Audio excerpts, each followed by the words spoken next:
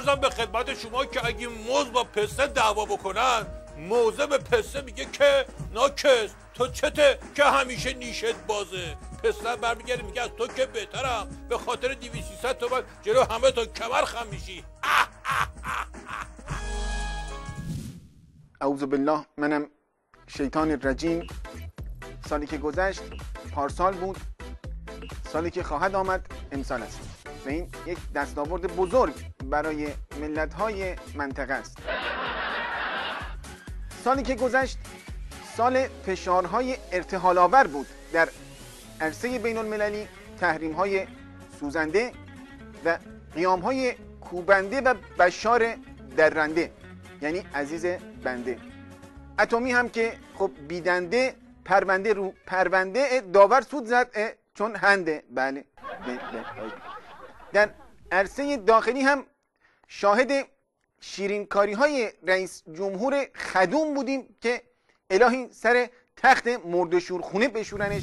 در همین ابتدا یک دو بیتی میخواستم تقدیم مقام عظمای ولایت بکنم که میفرماید جهنم گر غمت پایان ندارد، به درک گر سرت سامان ندارد. بخندم من به این ریش ولایت که ضایع تر از این امکان ندارد. الان هم در همه زمینه ها ما پیشرفته ترین کشور دنیا هستیم. بله، یه قلم قیمت نون سنگک با ویندوز 7 یکی شده. بله، واحد ریال رو هم با استفاده از فناوری‌های شیمیایی به پهن تبدیل کردیم. بله، خواهش می‌کنم. این تنها دستاورد شیمیایی ما نبود. الان تو تهران هر کس میتونه با یه نفس کل جدول مندلیاف رو بکشه تو ریه‌اش. بله، این دستاورد کمی نیست. هر کس در دید بازدید عید پسته بردارد از منزل اون میزبان بریزد داخل جیب خودش، اون مفسد فی الارض ها، اون جیبهایش را در ملأ عام تخلیه میکنه.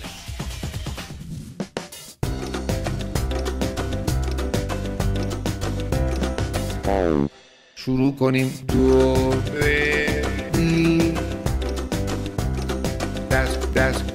دست سال گذشته یک فتنه بود. شما ملاحظه کنید مردم ما خودشون به پا خواستن، در سر تا سر کشور مشت محکمی به دهان ما زد.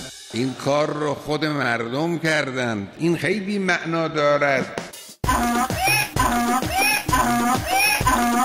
خوش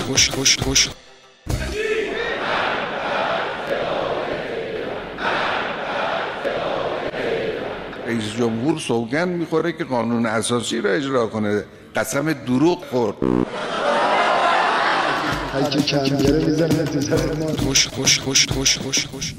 بله، ولو اگه بخوام این بحث از بود کمباینی بهشت بگم یه بحثه، اگه از بود استراکتریک بخوام بهت بگم یه بحثه، اما من تخصص خودم یعنی همون جیوبیلیتیک وارد میشم که میگم ببین ماسن جان، این سید علی مثل یک مترسکی میمانه که یه عالم زمین درشه، نه بذری هسته که بهش میرسه، نه اویی بهش میرسه، نه افتویی بهش میرسه، فقط یک سری علف سگی که همین بسیجی ها باشن درورش در آمده. حالا راه حل چیه؟ راه حل به نظر شما چیه؟ خودت فکر می‌کنید چیه ماسن جان؟ ها خودم بهشت میگم تنها کاری که خودش میتونه بکنه، یعنی خامنه ای میتونه بکنه اینه که نقش کود رو بازی کنه. یعنی یه پابیل بزنه، دت پابیل بزنه، ست پابیل بزنه، یه قبری بکنه واسه خودش هم همونجا بگیره، تک بگیره بمیره همونجا. تمام، هم ما راحت میشیم، هم شما راحت میشیم، هم بینندگان عزیز ما که الان پای برنامه اصلا دارن برنامه ما رو نگاه میکنن و به بود استراکتوری که برنامه ما دارن نگاه میکنن به یک راه حل بزرگ دست پیدا میکنن. نمیدونم شما رضا منوروفسکی رو میشناسی یا نه؟ منوروفسکی از چهره‌های بعد از فروپاشی شوروی بود دیگه ها. نه ببخشید مال داستان دیوار برلین بود، درسته؟ حالا خب اون ور مخبر دولت سمت کوچه برلین یه دیواری بود، همین بابا ازش رفت بالا که گرفتنش زندگیش فرو پاشید. همینو دارم میگم. حالا اینو میخوام بهت بگم، خیلی اصلا پسند میکرد، اما وقتی خورد به خنس وقتی اون داستان خیتش با جماعت آقا مصطفی اینا لو رفت، کل جواهل من یعنی جاهل‌ها گذاشتنش کجا؟ تو آنپاس، تو گوشه یه قدم، یعنی رتته، یعنی رتته. آره. حالا اون که رضا منور بود با 130 کیلو وزن، 40-50 تا نوچه قسم خورده دور و برش. این سیدعلی که با استخون 30 کیلو بیشتری و از نوچه هاشم که چیزی نمونده جز همین نمیرالاسلام والمسلمین حاج آقا جنتی که اونم جز آثار باستانی نظامه، دست بهش نمیشه زد. آره اومده بود طرف اومده بود میگفت تو کار فروش پسته دست دومم، میگفت پسته دارم شیک کیلویی 20 تومن، مال یه پیرمرد پولداری بوده که دندون نداشته، فقط نمکاشو میک میزده.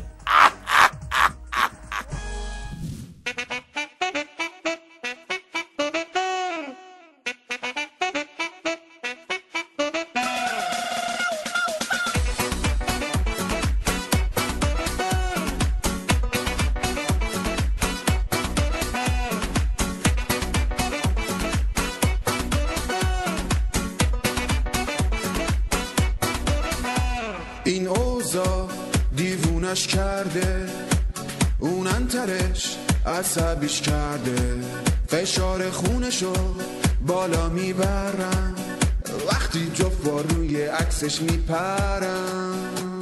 بیا سیدعلی جفتک کم بنداز بابا، اینقدر دیگه ما رو دست ننداز، زندگی افتاده توی دست انداز، آب خورت تو بگیری و دستت باز، همه نوچه ها در بدرم جیبای ملت رو میزنم، آخ اگه دیر به جنبی اما متم میبرم، بدو بدو بدو بدو بدو بدو بدو دیره، دومت حالا توی این تنه گیره، آره روزگار داره حال تو میگیره، دیگه دیره نظامت مثل خره پیره، اگه خیلی گاز بدی یه دفعه میمیره، بدو دیره دومت حالا توی این تنه گیره، آره روزگار داره حال تو میگیره، دیگه دیره نظامت مثل خره پیره، اگه خیلی گاز بدی. غلط میکنن. آروم آروم آروم آروم آروم، ای بابا شما این دوست ما خانوم، گوش کن دلت میخواد باشی اولین شخص، یه نظامی میخوای بدون نقص، بیخیل بابا حالا یه لحظه مکس، عمرن هیچ وقت نمیشی تو ریلکس، تلس میشه کسد بگی رکس، زا میزنم مثل بزا به رکس، همه یه پاتون بالا مثل لک لکو، ریتم عوض شد بگیر چکو چکو، رفتی زیر ضربات کوبنده، میرسونن تو رو مثل یک جون بنده، که همه دنیا به تو میخنده، اون انتر خالی میبنده، میگه تنگه هرمزو میبنده، بابا تو میدونی قیمت دلار چنده.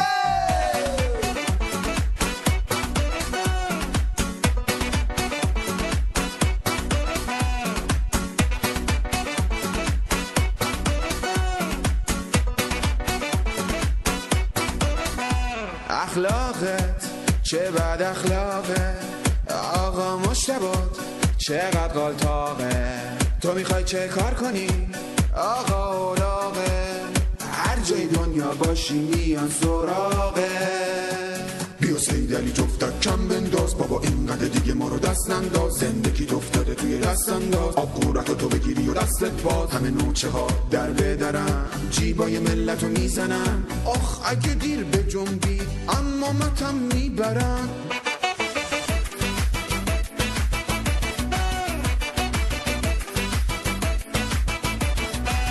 بدو دیره دومت حالا توی تنه گیره، آره روزگار داره حال تو میگیره، دیگه دیره نظامت مثل خره پیره، اگه خیلی گاز بدی یه دفعه میمیره، بدو دیره دومت حالا توی تنه گیره، آره روزگار داره حال تو میگیره، دیگه دیره نظامت مثل خره پیره، اگه خیلی گاز بدی.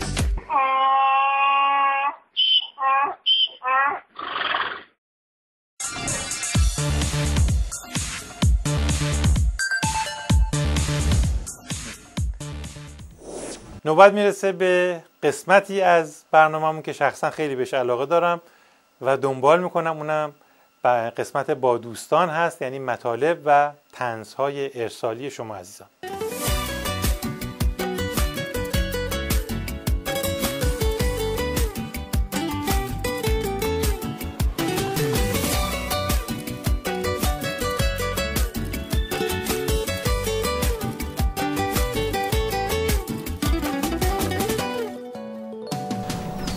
نجات تو سفر نیویورک برای اومدن رفت تماشای رقص بالر، از اول تا آخرش خواب بود.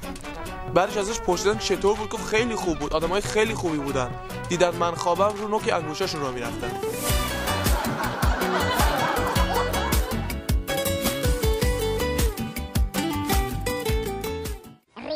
ببین تلفن داره زنگ میزنه، میکنه گوشی رو بعد دیگه شاید یکی خبر خوب داره، بعدم که تو رفتی یه گوشه کس کردی.